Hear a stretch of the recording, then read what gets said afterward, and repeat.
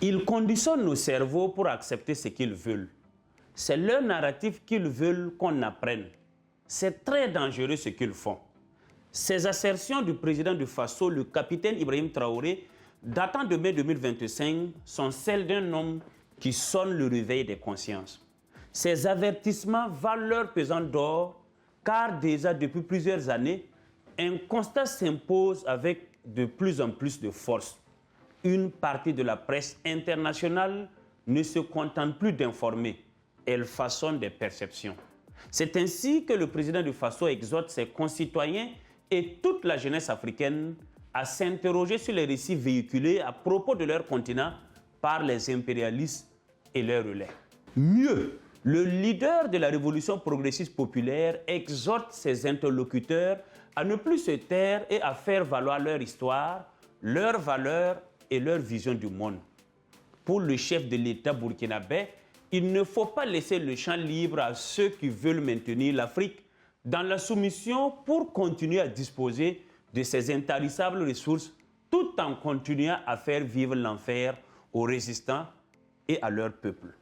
Son cri de cœur a été entendu au-delà du continent quand on voit le travail d'éveil de conscience et de déconstruction entrepris par de nombreux Africains d'ici et de la diaspora.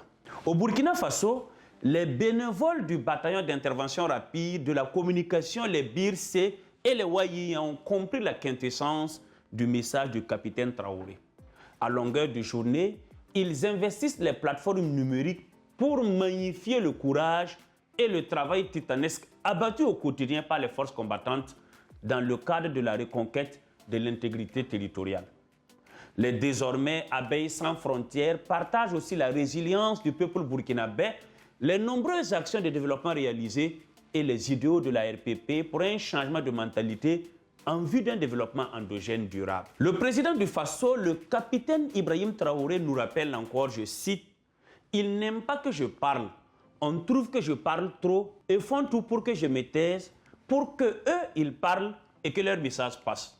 Pourtant, il faut toujours parler pour que les gens comprennent le message et que le message de l'impérialisme ne puisse plus passer. » Fin de citation. Ces impérialistes qui veulent que le chef de l'État se taise sont les mêmes qui discréditent aujourd'hui les BIRC et les Wayi. Reporters sans frontières, aidés par ces relais médiatiques qui ferment les yeux quand des chroniqueurs défendent les positions et les choix des Occidentaux, a osé qualifier nos patriotes de milices numériques qui s'attaqueraient à des journalistes.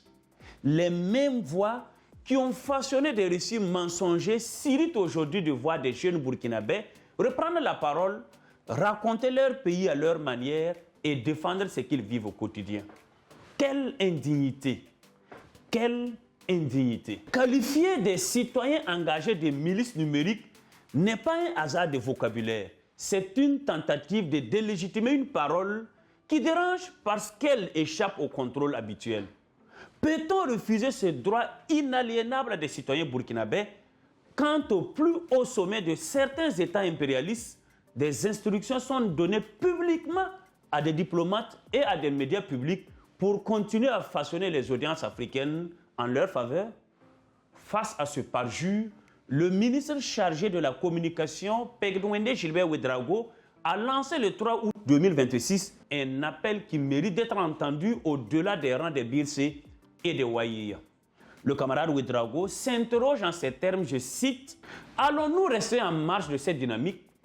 Faut-il que ce soit les Wayi et les BIRC uniquement qui défendent le bilan du gouvernement ?» Sa réponse est sans ambiguïté, non. Parce que ce bilan, a-t-il rappelé aux serviteurs du peuple, est aussi le leur. Fin de citation. Ce sont les enseignants, les agents de santé, les agriculteurs, les artisans, les commerçants, mais également les acteurs des secteurs informels et privés, les travailleurs de toutes catégories qui doivent chaque jour défendre la dignité de la patrie. Défendre l'honneur du Burkina Faso n'est donc pas une mission réservée aux communicants de métier ni aux plus exposés sur les réseaux sociaux. C'est une responsabilité qui traverse toutes les couches socio-professionnelles. Le journaliste qui vérifie ses sources avant de relayer une rumeur, Le travailleur qui refuse de colporter un récit qui salue son pays sans preuve, le citoyen ordinaire qui prend le temps de vérifier une information avant de la partager. Chacun à sa mesure tient une part du récit national. Cependant, cette exigence ne consiste pas à fermer les yeux sur les difficultés ni à s'en prendre aux personnes qui portent une information défavorable. Elle consiste à opposer au récit mensonger des faits vérifiés et au procès d'intention des résultats concrets. 4 années après l'arrivée du président Traoré à la tête du pays, les progrès sont légion et le bilan mérite d'être connu et porté secteur par secteur. La véritable question n'est donc pas de savoir si on a le droit de parler de son pays. Elle est plus exigeante. Quel Burkinabé veut-on être face à l'histoire qui s'écrit sous nos yeux? Spectateur d'un récit écrit par d'autres ou acteur assumé de son modèle souverain de gestion des affaires et de développement? Puissions-nous ne plus attendre qu'un mensonge de plus circule sans réponse pour comprendre que défendre l'honneur du pays n'est ni un slogan ni un métier? C'est un devoir de chaque instant qui commence par un geste simple: vérifier, comprendre et parler à son tour.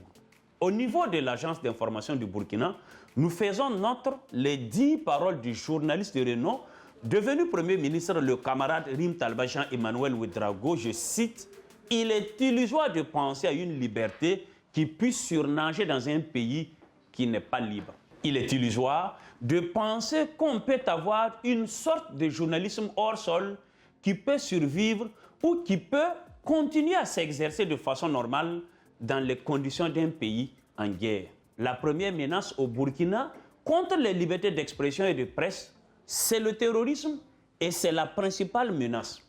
La liberté pour laquelle nous devons tous nous battre, c'est celle de notre pays. Fin de citation. L'AIB se réinvente donc au quotidien pour mieux défendre la souveraineté informationnelle du Burkina Faso et les intérêts fondamentaux de son peuple. Et vous, qu'avez-vous décidé?